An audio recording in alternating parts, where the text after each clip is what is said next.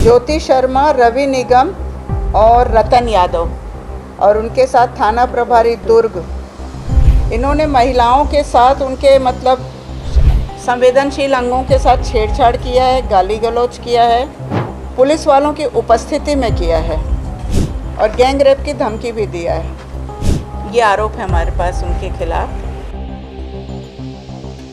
क्योंकि उन लोग अपनी इच्छा से जा रहे थे और मानव तस्करी का रूप दिया, क्योंकि 21 साल के ऊपर के सब हैं, तो ज़बरदस्ती दबाव बनाकर उनको धर्मांतरण और मानव तस्करी का रूप दिया गया है।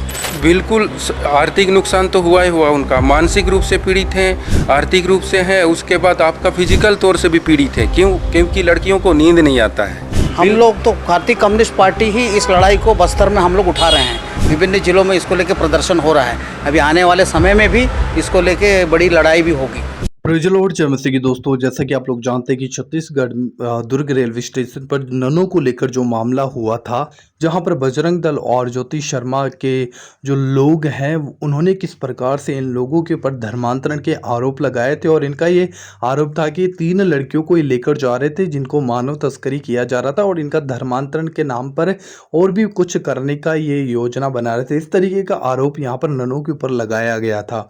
उसके बाद में दोस्तों जो मामला निकल कर सामने आया था, जिसमें उन लड़कियों ने सामने आकर कैमरे के ऊपर आकर उन्होंने इस बात के लिए खुलासा किया कि हम अपनी इच्छा से वहां पर जा रहे थे और बजरंग दल के लोगों ने हमारे ऊपर आरोप लगाया और हमें दबाव डाला और यहाँ तक कि हमारे को गलत तरीके से छुआ, गलत गालियाँ दी। इस तरीके का जो बयान था वो निकल कर सामने आया था। लेकिन दोस्तों आज जो वीडियो मैं आप लोगों के साथ में शेयर करने जा रहा हूँ वो भी छत्तीसगढ़ राज्य महिला आयोग से निकल कर सामने आया है, जहाँ पर किस प्रकार से ये जो 3 लड़कियां हैं जिनके ऊपर ये इस प्रकार का काम किया गया था, उनको दबाया गया था, उनके ऊपर बजरंग दल के द्वारा उनका ये कहना है कि भाई हमें गलत तरीके से छुआ गया था, हमें गलत तरीके से टॉर्चर करने का प्रयास कर रहे थे, रेप का मामला हमारे साथ करने का ये कर रहे थे। तो इस मामले को लेकर यहाँ पर जो लड़कियां हैं वो राज्य महिला आयोग छत्तीसगढ़ में पहुंची है, जहाँ पर उनके जो जजेस हैं वो किस प्रकार से इस बात की सुनवाई को लेकर क्या बोलते हैं वो मैं आज आप लोगों के साथ इस वीडियो में शेयर करने जा रहा हूँ। रिक्वेस्ट है आपसे कि आप लोग इस वीडियो को पूरा देखिए, अभी से वीडियो को लाइक कर दीजिए। आइए देखते हैं दोस्तों इस वीडियो को। देखिए, मेरे पास जो जानकारी है उसके हिसाब से आवेदिकाएं आ चुकी हैं, अनावेदक गणों ने आने से इनकार किया है, तो हमारी जो प्रक्रिया है उसके तहत हम थाना के माध्यम से उनको अगली सुनवाई की सूचना देंगे। इन्होंने महिलाओं के साथ उनके मतलब संवेदनशील अंगों के साथ छेड़छाड़ किया है, गाली गलौज किया है और पुलिस वालों की उपस्थिति में किया है और गैंग रेप की धमकी भी दिया है। ये आरोप है हमारे पास उनके खिलाफ। ज्योति शर्मा, रवि निगम और रतन यादव और उनके साथ थाना प्रभारी दुर्ग। अभी दोस्तों आप लोगों ने इस वीडियो में सुना जो कि राज्य महिला आयोग की जो अध्यक्ष किरणमयी नायक है, उन्होंने इस बात को कहा है कि ये जो मामला है हमारे सामने निकल कर आया है, जहां पर 3 लड़कियों का ये आरोप है कि बजरंग दल के लोग और साथ ही ज्योति शर्मा ने उन लोगों को किस तरीके से, उन लड़कियों को किस तरीके से गलत तरीके से संवेदनशील अंगों को टच किया और उनके साथ रेप करने के लिए भी उनको धमकाया गया। इस तरीके का मामला है वो यहाँ पर इन लड़कियों ने राज्य महिला आयोग में यहाँ पर अपील किया और इन्होंने कहा है कि हमें इसके लिए पूरा न्याय मिले और हम इसके लिए अपील करते हैं। और साथ ही दोस्तों यहाँ पर इन लड़कियों ने एक बात और बोली है, जहाँ पर कहा कि हमें वहाँ पर हमारे धर्म को लेकर भी इन्होंने बहुत ज़्यादा पूछताछ की। तो हम चाहते हैं कि ये जो न्याय है वो पूरा निष्पक्ष न्याय रहे, हम इस बात की मांग करते हैं। और साथ ही इनके परिजनों ने क्या कहा आइए देखते हैं।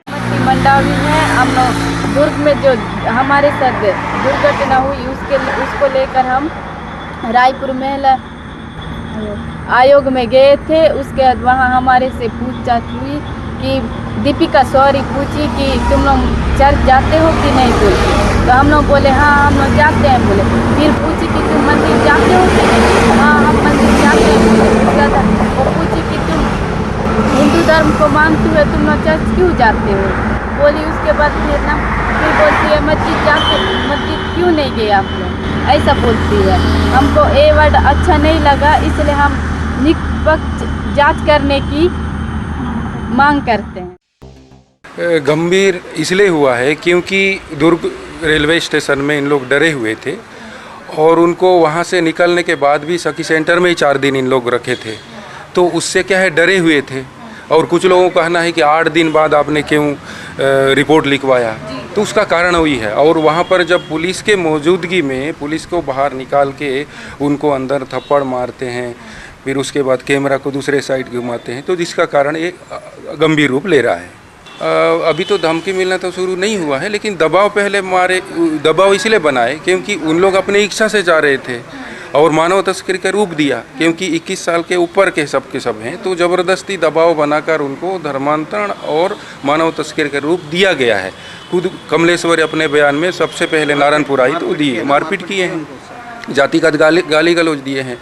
जब उनको बेटी बेटी बोलती है, बेटी बेटी बोलने के बाद फिर रूम में दरवाजा बंद करके पीटती है, वो कहाँ से फिर बेटी वाला बात होता है। ज्योति शर्मा ने, हाँ, उनके सहयोगी साथियों ने भी पीटा है।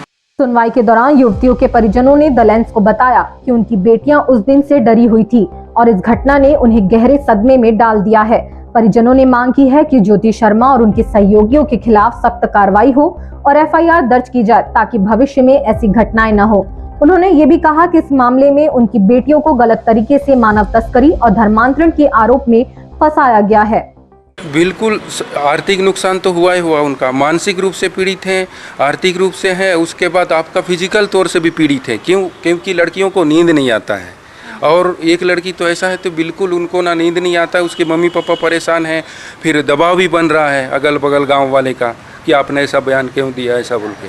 तो हम ये मांग करते हैं कि ऐसी मामला को उन पर FIR होना चाहिए ताकि इस घटनाओं की पुनरावृत्ति ना हो और किसी के साथ ऐसा ना हो। हम जैसे बोल रहे हैं वैसे ही लिखवाए वो लोग और साइन करवाए, दबाव डाल के, डरा धमका के साइन करवाए वो लोग। हम लोग तो भारतीय कम्युनिस्ट पार्टी ही इस लड़ाई को बस्तर में हम लोग उठा रहे हैं। विभिन्न जिलों में इसको लेके प्रदर्शन हो रहा है। अभी आने वाले समय में भी इसको लेके बड़ी लड़ाई भी होगी। दोस्तों, अभी आप लोगों ने इस वीडियो को अच्छे से देख लिया, जहां पर इन लड़कियों का क्या कहना है, इन बहनों का क्या कहना है कि हमारे जो अंग हैं, संवेदनशील अंग हैं, उनको गलत तरीके से स्पर्श किया गया और हमें रेप करने के लिए भी धमकाया गया। इस तरीके का जो आरोप है इन लड़कियों के द्वारा बजरंग दल के ऊपर लगाया गया है और साथ ही ज्योति शर्मा के ऊपर भी लगाया गया। हमारे ऊपर ये लोग दबाव डाल रहे थे और ज़बरदस्ती हमें ये बोलने का प्रयास कर रहे थे कि तुम अपना धर्म परिवर्तन कर दूसरे धर्म में चले गए हो। इस तरीके का आरोप जो कि इन लड़कियों के द्वारा इन लोगों के ऊपर लगाया गया है। हालांकि दोस्तों, आप लोग जानते हैं कि यहाँ पर जो राज्य महिला आयोग की जो अध्यक्ष हैं, उन्होंने भी इस बात को सामने रखा है कि हम इस मामले में दोनों तरफ से पूरे तरीके से पूछताछ करेंगे और फिर जो मामला निकल कर सामने आएगा उसको हम जांच में आगे बढ़ाएंगे। हालांकि दोस्तों, आप लोग ये जानते हैं कि लगातार छत्तीसगढ़ में किस प्रकार से धर्मांतरण के नाम पर मसीह लोगों को आए दिन सताया जा रहा है। अभी मैं हर दिन आप लोगों के साथ में वीडियो शेयर करता हूं, जहां पर कभी ना कभी किसी ना किसी चर्च के ऊपर अटैक हो रहा है बजरंग दल के द्वारा। हिंदू संगठन के कुछ लोग हैं जो जाते हैं घर में प्रार्थना करने वाले लोगों के ऊपर धर्मांतरण का आरोप लगाते हैं, चर्चेस में प्रार्थना करने वाले लोगों के ऊपर धर्मांतरण का आरोप लगाते हैं। तो ये कितना सही है दोस्तों?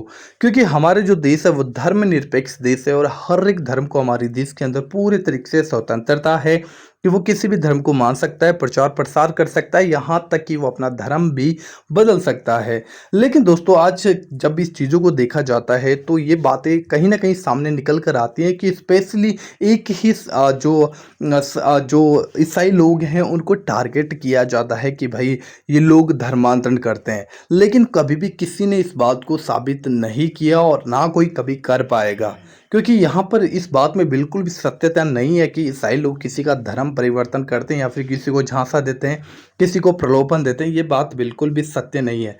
हालांकि अगर कोई ऐसा कर रहा है तो हम इस बात का पूरी तरीके से विरोध करते हैं कि भाई ये जो कर रहे हैं ये पूरे तरीके से गलत है। अगर आप किसी को लालच दे रहे हो, प्रलोभन दे रहे हो, किसी भी प्रकार का लालच दिखाकर आप अगर उनका धर्म परिवर्तन कर रहे हो तो ये कानूनन अपराध है। लेकिन मसीह लोग ऐसा नहीं करते।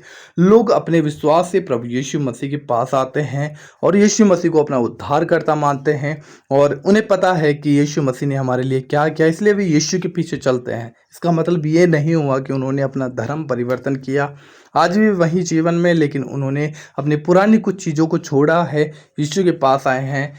तो ये दोस्तों सोचने वाली बात है। बाकी दोस्तों आप इस वीडियो के बारे में क्या कहना चाहते हो हमें ज़रूर इस वीडियो के कमेंट बॉक्स में बताइएगा और आप लोग इस वीडियो को ज़्यादा से ज़्यादा शेयर कीजिए।